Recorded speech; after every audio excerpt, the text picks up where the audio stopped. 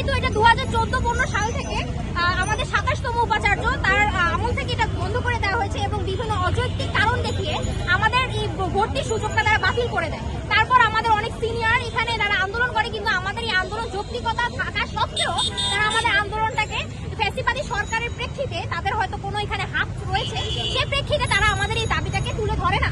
তারপর তারা আমাদের দাবিটাকে অযৌক্তিক বলে তারা এখনো পর্যন্ত এটা নিয়ে উপহাস করতে থাকে। তাই আমরা চাচ্ছি এই উপহাসটা বন্ধ করে, যেহেতু ফ্যাসিবাদী সরকারের নিরসন ঘটেছে, এখন আমরাও চাই ফ্যাসিবাদের বৈষম্যটা আমরা নিরসন করতে।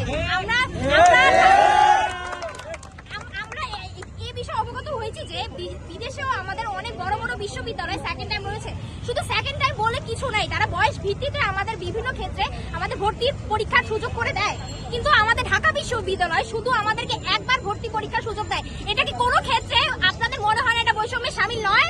অবশ্যই এটা বৈষম্যে শামিল। তো আমরা এই বৈষম্যের বিরুদ্ধে লড়াই করতে চাই। যেহেতু বৈষম্যের বিরুদ্ধে লড়াই করে আমরা দেশকে স্বাধীন করেছি, 15 দিন আমরা দেশকে স্বাধীন করেছি, তাহলে আমরা কেন এই বৈষম্যের শিকার হবে ঢাকা বিশ্ববিদ্যালয় থেকে? ঢাকা বিশ্ববিদ্যালয় কেন বৈষম্য এখনো রেখে দিয়েছে? যেখানে ঢাকা বিশ্ববিদ্যালয় থেকে শুরু হয়েছে বৈষম্য নিরসন, সেখানে কেন ঢাকা বিশ্ববিদ্যালয় বৈষম্য থাকবে? আমাদের সেটার উত্তর আগে দিতে হবে।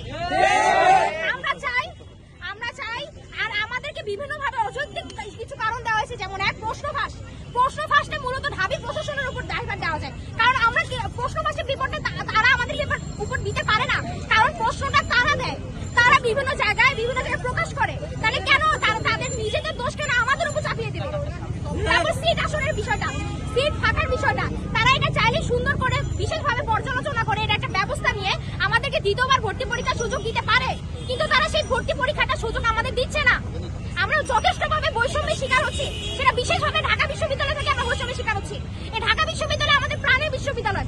এখানে যদি আমরা ঠিকমতো পড়াশোনা করতে না পারি, আমরা যদি এখানে আমাদের স্বপ্ন পূরণ করতে না পারি, তারপর আমাদের যারা অসচ্ছল আছে, আর্থিকভাবে অসচ্ছল আছে, তারা বাধ্য হয়ে তারা প্রাইভেট বিশ্ববিদ্যালয় থেকে ধাবিত হয়, কিন্তু পরে পরিপ্রেক্ষিতে তারা কিন্তু আর তাদের পড়াশোনাটা চালায় যেতে পারে না। কিন্তু এই ক্ষেত্রে আমাদের বৈষম্য হচ্ছে।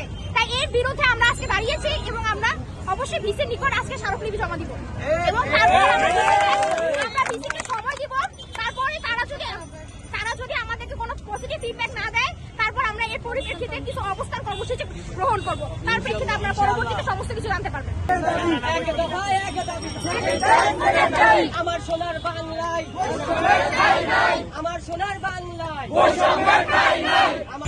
আমরা জানি যে আমাদের যে স্বাধীনতা বিশ্ববিদ্যালয় রয়েছে, যেমন Jahangir university, Chittagong university, Rajshahi university, বিশ্বমুক্ত সকল বিশ্ববিদ্যালয় সেখানে ভর্তি পেতে শুরু হয়েছে এবং ঢাকা ইউনিভার্সিটি কিছু লক্ষ্য থেকে সেখানে ভর্তি পেতে শুরু ছিল, কিন্তু এই 14-15 সেশনের পর থেকে তা বাতিল দেওয়া হয়, যা একটা বৈষম্য ছাত্রদের উপরে। আমাদের ছোটবেলা থেকে শেখানো হয়েছে একবার না করে 150 তাহলে কেন একবার দিতে হচ্ছে আমাদেরকে? একটা স্টুডেন্টের প্রথমবার সমস্যা হতেই পারে, যার যে কোনো ধরনের প্র্যাকটিস শিকার হতেই পারে, সে পরীক্ষা দেরি করে নানান সমস্যা হতে পারে। এর জন্য আমরা মনে করি এটা একটা বৈষম্য, স্টুডেন্টকে একবার সুযোগ দেওয়া। এছাড়া পৃথিবীর কোনো বিশ্ববিদ্যালয় বা অন্য কোনো বিশ্ববিদ্যালয় এমন হয় না যে শুধুমাত্র একবারে ভর্তি পরীক্ষা সুযোগ দেওয়া হয়। এমনকি আমরা যে বিভিন্ন পরীক্ষা কিনি সেখানে কিন্তু একাধিকবার পরীক্ষা দেওয়ার সুযোগ রয়েছে, কেন এখানে নাই? ছিল, এখন কেন নাই? ফ্যাসিবাদী এই সরকারের পতনের কারণে বৈষম্য বিরোধী তোমার নাম আমরা চাচ্ছি যাতে প্রত্যেকটা মানুষ তাদের অধিকার ফিরে পায় এবং তারা একটা সুযোগ তো সবাই চায়, সুযোগ কি সবার অধিকার না? উচ্চশিক্ষা গ্রহণের সুযোগ তো সবাই একটা সুযোগ পেতেই পারে। আমরা জানি অক্সফোর্ডে কিন্তু একটা বয়স ভিত্তিক আছে, সেখানে একাধিকবার সুযোগ আছে, তাই পাচ্ছে অক্সফোর্ডে কেন থাকবে না? এটা কোনো বৈষম্য নয়।